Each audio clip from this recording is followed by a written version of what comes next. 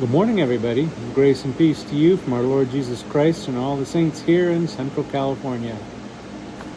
Guess where I am? And guess what I'm still doing? And guess how much... Sorry, too close. Boundaries. Guess how much is left to do? This whole pallet. So... I don't know. 1, 2, 3, 4, 6, 7, 8, 9 times 3 is 27. 27 times 5. That's how many is left. That over there is how many are done. So, yeah, we're right about halfway, I guess. So we've done about 150 of them. We've got 150 left to do. My helpers aren't helping much lately, but that's okay. We'll get it done. I thought I'd give you an update on what happened, and sorry again about the late video this last week, Sunday. Your wife goes in for surgery, and then you catch a cold, and priorities. Excuse me, I'm still getting over my cold. I won't show you the big disgusting plastic bag full of Kleenex over there. Look. But what has happened so far is Extreme completed their survey, and they completed the report mostly. There was a few little issues I found with it. Asked them to make some changes, sent it back, marked it up, sent it back to them, and Extreme's going to make a few changes and then send back a final report.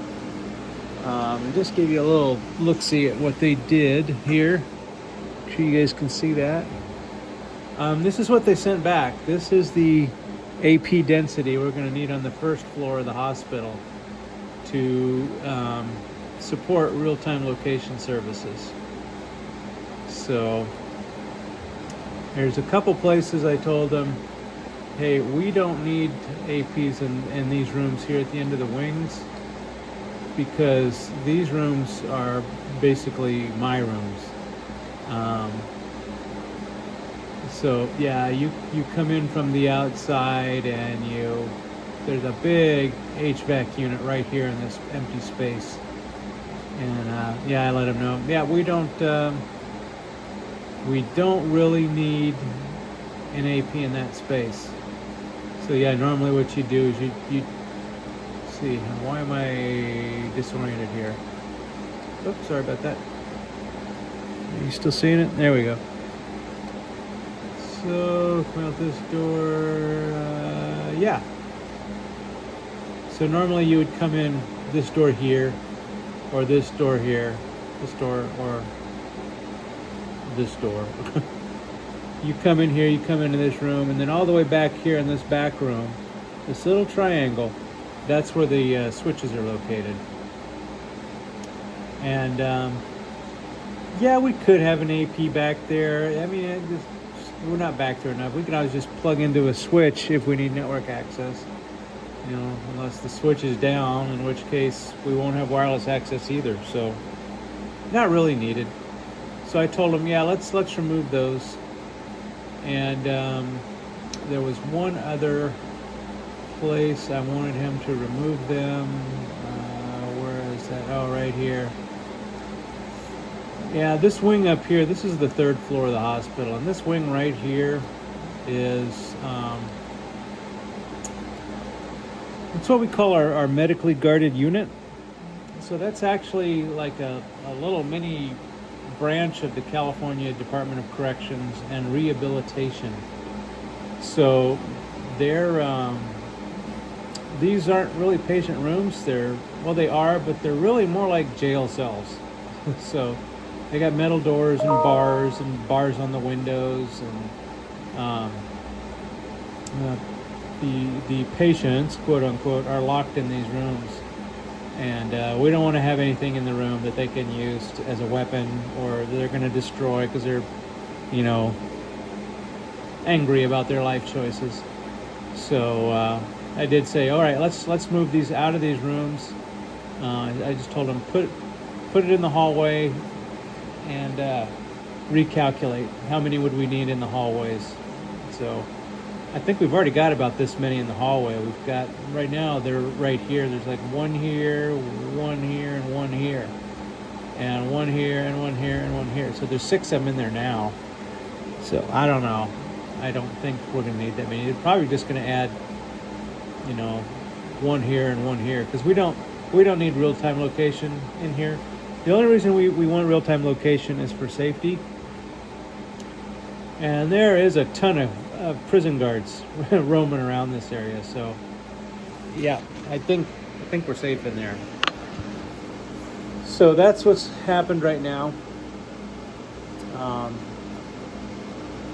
So as soon as this comes back, with the final, we are going to then have a meeting with engineering and talk about rollout plans.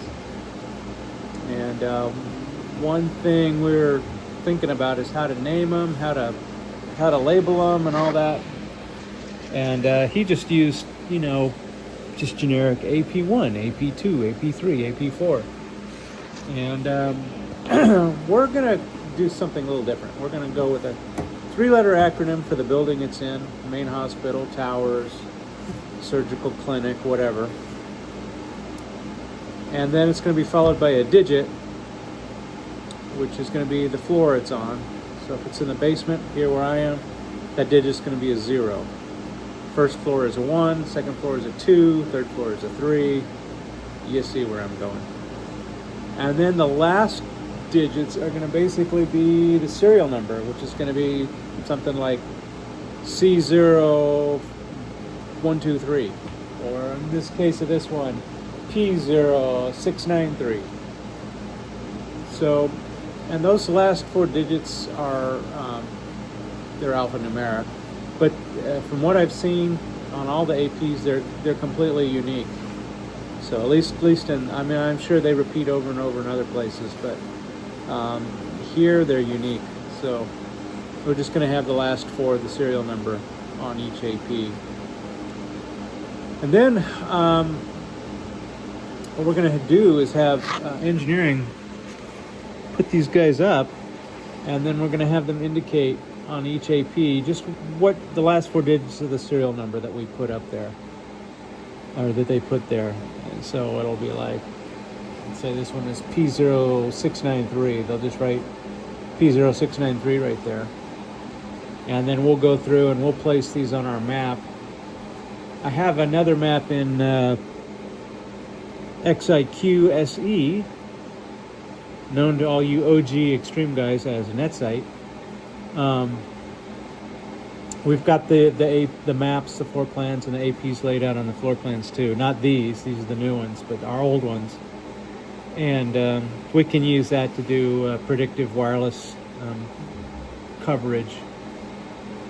So yeah, then once we have that, we can just place them on the floor plans, and then they can indicate, well, I couldn't put it there, so I put it over here, and they can indicate that on the floor plan. And then we'll follow along behind them and actually print out labels and stick them up on the APs. So that's kind of the, sorry, hope I didn't get you motion sick. That's kind of the plan for right now. Yeah, that's all my feeble little brain can come up with. If you guys have some other suggestions or ideas about ways we can do this with minimal staffing. The nice thing about doing this is there shouldn't be any disruption to the end users, because we're just going to be adding APs, augmenting APs. Engineering is going to have to pull some extra cables. So yeah, it's also going to be difficult because, I mean, I know engineering's in a tough spot. They've got a lot of stuff going on, and they're going to want to draw this out as long as they can. Not because they just don't want to do it, but because, you know, there's other stuff going on at the hospital. They take care of everything from plumbing to electrical problems to parking stripes to, I mean, you name it. What else? What's the most bizarre thing that they do that I just don't get? I can't think of it right now, but they do everything with the hospital. aside from empty garbage cans and stuff. That's housekeeping. So when I say they're going to draw it out, it's because, you know, this isn't going to be a priority for them. You know, especially they're going to try to do quick wins, throw up APs where they can, and when it comes to pulling cable, they're going to want to push that off, you know, to some other time. And so yeah, I'm going to have a meeting with them and kind of stress the urgency of this, and that it's super important that we try to get these APs as close as possible, because what we're trying to do is mitigate any future complaints on wireless, because this is the best thing I've ever heard any CEO say as far as wireless. In our meeting the other day, he said, yeah, it's really important that you know, we get these placed where Extreme says they should be, that Extreme comes back. And that's the other thing, we can't make Extreme wait for, you know, 2 years while engineering finishes this. Extreme is going to come back and do another survey, and if they say, yep, this meets the requirement, looks good, you know, you don't need to move a thing, or yeah, you need to move this AP here, you need to add one there, whatever. Once that final report comes out from Extreme, and they're all done and they've gone home and they're not coming back, he said, any more complaints for wireless that we get, and you guys that manage wireless right now, you get this. If you're still learning and in college, well, listen and learn. The biggest complaints on networking you'll ever get, and the most number of complaints you'll ever get, is regarding wireless. Nobody is ever happy with the wireless coverage. And you go out there and you try to figure out what's going on, and it's going to work great for you and it's not going to work great for the person that's complaining. Except when you're out there, then it'll work perfectly. And then as soon as you're gone, well, it's not working again. Well, no. So what he's going to say, sorry, I'm getting distracted by all this. What he's going to tell him is, hey, look, this has been surveyed by the manufacturer. These APs have been placed by the manufacturer. This is the best we can do. You're just going to have to live with it. Whatever you've got is what you've got. Love it. And like I said, we've tried to place these. I'm going to show you this one more time. Extreme. They've tried to place these such that RTLS will work. You know, given the device we gave them, and told them about, this should work. Now, oops, do this slowly so you don't get seasick. Okay. Now, the company that actually makes these little panic button things, and I don't know if I can find that or not. I'll see if I can while I'm talking, which is not really easy. I'm trying not to sneeze right now. Did I mention I'm getting over a cold like about 100 times yet? Let me just search for it. See if I can find it.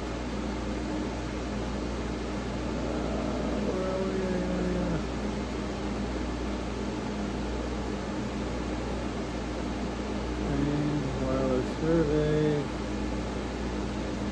I cannot find what he sent out.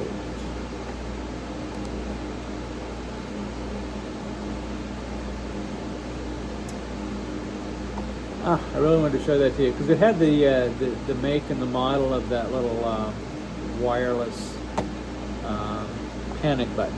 Anyway, another time. Well, that's the same company. And it's actually Securitas. If you don't have the wireless coverage that's needed for RTLS, or it just needs to be augmented, they have these little devices called exciters, which just works with their servers, their RTLS servers. They can put these up in different areas to augment the RTLS, and we won't need to have that many APs out there. So I'm sure their exciters are far cheaper than these APs are. So because we did that with our infant alarm system up in the maternity area, we have the same type of deal. So RTLS is like it's multicasting. It uses multicasting to do all that. I don't know all that much about it, but I know doesn't require any layer 3 kind of stuff. You just need to have multicasting set up, which we do, and it just works. So anyway, just wanted to give you a quick update on the report we got, and that I'm still here, you know, getting APs set up. And I'll probably be doing this all week. So I figured, well, let's just make the video now before I forget again, and show you that I'm still here in wireless health. So I'm gonna be here a while, and so I've even made this sign that you know, I'll let you know that we'll set up your wireless as much as you need for as long as you need, because that's what we do here. We set up wireless. So all right, guys, thanks for watching. If you liked what you saw, God bless you. Click the subscribe button, click the notification bell. Give me a thumbs up, give me a thumbs down, leave a comment if you think that's a good scheme for deploying these APs, labeling them. Always interested to hear you guys' thoughts too. So leave a comment, let me know.